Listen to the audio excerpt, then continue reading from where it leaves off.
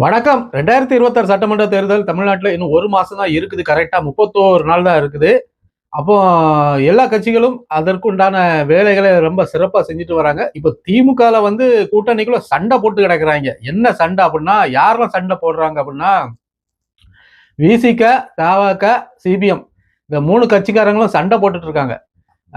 தொல் திருமாவளவன் அண்ணன் அவர்களுக்கு என்ன பிரச்சனை அப்படின்னா, அண்ணன் திருமாவளவன் அவர்கள் வந்து இந்த தடவை திமுகவில் நம்ம ஒரு 10-12 சீட்டை வாங்கிடலாம் அப்படின்னு நினைச்சு கற்பனையாட்டு இருந்தாப்புல. கடைசியாட்டு இப்போ 6 சீட்டு தான் கொடுத்துருக்குது.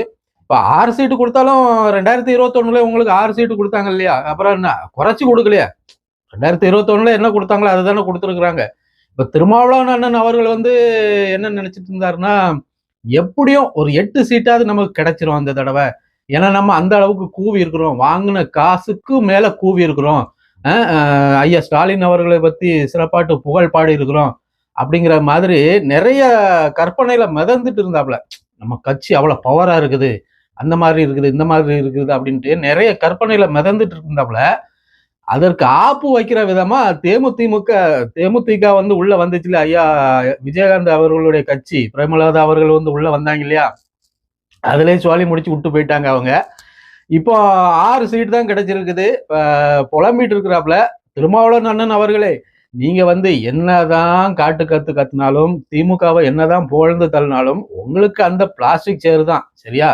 நீங்க வந்து ஒரு திறமையான ஆளு தான், நம்ம இல்லைன்னு மறுக்க முடியாது. உங்கள் பின்னாடி ஒரு பெரிய சமூகம் இருக்குது. அந்த கூட்டம் வந்து உங்களை நம்பி இருக்குது. நீங்க தான் தேவையில்லாம திமுகவுல போய் அங்க காலை கழுவிட்டு இருக்கீங்க. நீங்க நினைச்சிருந்தா தனியா நின்னே ஒரு பெரும்பான்மையான ஒரு வெற்றியை ஈட்டலாம், சரியா? ஆனா நீங்க என்ன நினைச்சிட்டு இருக்கீங்களே தெரியல, கடைசி வரைக்கும் திமுகவே நமக்கு போதும், அங்கேயே அடிமையா இருந்து வாழ்ந்துக்கலாம் அப்படின்னு நினைச்சிட்டீங்க போல இருக்குது. இப்போ அடுத்தால தமிழக வாழ்வு உரிமை கட்சி அவங்க வந்து வெளியே போயிட்டாங்க இன்னைக்கு. வேல்முருகன் அவங்க வந்து என்னமோ 2 சீட்டோ 3 சீட்டோ கேட்டிருப்பாங்க போல இருக்கு. ஒன்னே ஒண்ணுதான், இருக்குன்னா இரு, இல்லைன்னா வெளியே போனா போ அப்படின்னு சொல்லி துரத்தி விட்டாங்க. இப்ப அவரு வந்து வெளியே போயிட்டாப்ல. சிபிஎம் அவங்களும் வந்து 10 சீட்டு கிட்ட கேட்டாங்கன்னு நினைக்கிறேன். அவங்களுக்கும் கிடைக்கல, 6 சீட்டு தான்.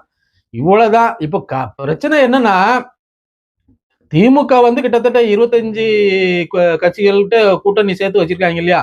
வரவங்க போறவங்களுக்கெல்லாம் 10 சீட்டு 15 சீட்டுன்னு தூக்கி கொடுத்துட்டா திமுகவுக்கு எத்தனை சீட்டியா கிடைக்கும்?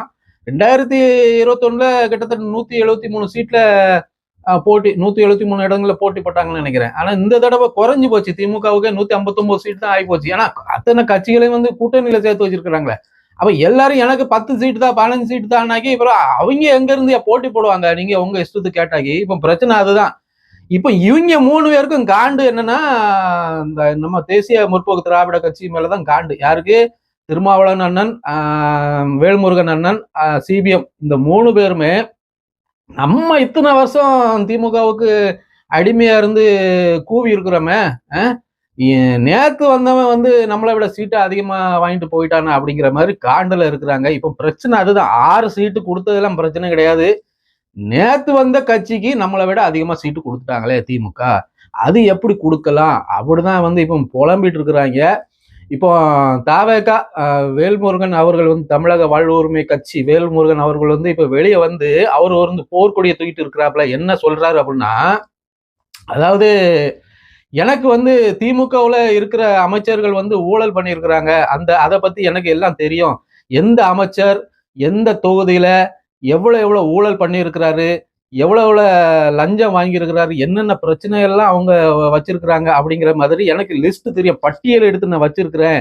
நான் பத்திரிகையாளர்களை சந்திச்சு அதை வந்து அந்த அந்த பிரச்சனைகளை வந்து நான் வெளியிடுவேன் அப்படிங்கிற மாதிரி இப்போ ஒரு குற்றச்சாட்டை முன் வச்சு பேசிட்டு வராப்புல வேல்முருகன் அண்ணன் அவர்கள் வந்து. அண்ணன் வேல்முருகன் அண்ணன் அவர்களே, நீங்க வந்து இது இப்போ இதை சொல்லலாமா? யாராவது நம்புவாங்களா?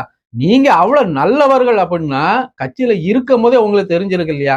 திமுக கூட கூட்டணியில இருக்கும் போது இந்த அமைச்சர்கள் இவ்வளவு பிரச்சனை பண்ணிட்டு இருக்காங்கன்னு உங்களுக்கு தெரிஞ்சிருக்கு இல்லையா? ஊழல் பண்ணிட்டு இருக்காங்கன்னு. அப்போ ஏன் நீங்க அந்த பட்டியலை வந்து வெளியிடல? இப்போ வெளியே வந்த பிறகு நீங்க புனிதர் ஆயிட்டீங்க, அவங்க குற்றவாளி ஆயிட்டாங்க, அப்படிதானா? திமுக கூட்டணியில வேல்முருகன் உள்ள இருக்கும் போது வரைக்கும் அந்த அமைச்சர்கள் மந்திரிமார்கள் எல்லாமே புனிதர்கள். இவரு திமுக கூட்டணியில இருந்து வெளியே வந்த பிறகு இவரு புனிதர் ஆயிட்டாரு. யாரு வேல்முருகன் அண்ணன் வந்து புனிதர் ஆயிட்டாரு, அவங்க எல்லாம் குற்றவாளி ஆயிட்டாங்க. இதை யாரா நம்புவாங்களா? யாரா நம்புவாங்களா? அப்படி பார்க்கணும்னா குற்றவாளியா நீங்க தான். அவ்வளவு நாள் என்ன வாயில கொழுக்கட்டை வச்சுட்டு இருந்தீங்களா உள்ள கூட்டணியில இருக்கும்போது? இப்போ வேற கட்சியில போய் சேர்ந்துட்டாக்கி நீங்க புனிதர் ஆயிருவீங்க. இது என்ன ஒரு நியாயம்யா இது? கட்சியில இருக்கிற வரைக்கும் அவங்க என்ன பண்ணாலும் அதை வந்து கண்டுக்கிறது கிடையாது. கட்சி விட்டு வெளியே வந்துட்டாக்கி அவன் குற்றவாளி, அவன் அந்த ஊழல் பண்ணியிருக்கான், இந்த ஊழல் பண்ணியிருக்கான். யாராவது நம்புவாங்களா? இப்போ அது இந்த நேரத்துல சொன்னா யாராவது அது உண்மையா இருந்தா கூட யாராவது நம்புவாங்களா?